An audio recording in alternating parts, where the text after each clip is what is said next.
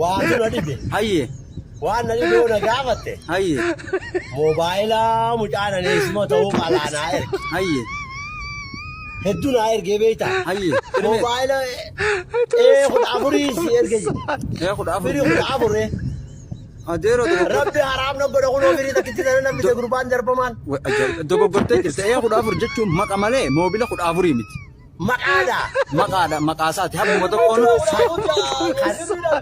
Kana keessaa dhaggeeffadhu kaasee. Gubanne laa isin lachuu dhaggeeffadha. Moobilli maqaa kudha afur jechuun tokkuma.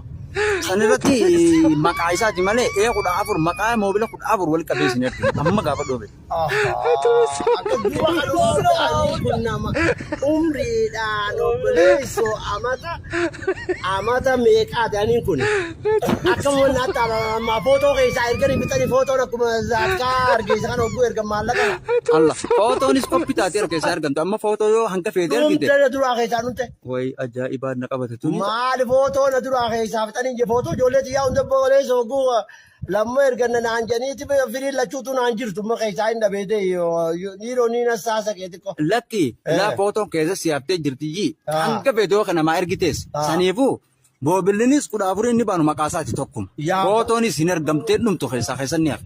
Aboo akka birrii Itoophiyaa keessaa maallanii numan kutu. Hin kutu kanaa jettee. Footoon hin kutu jechuudha. Laata kutu fa'innal kutu amala sheexaana nama ta'e. Keessaan barbaadda duuba gala.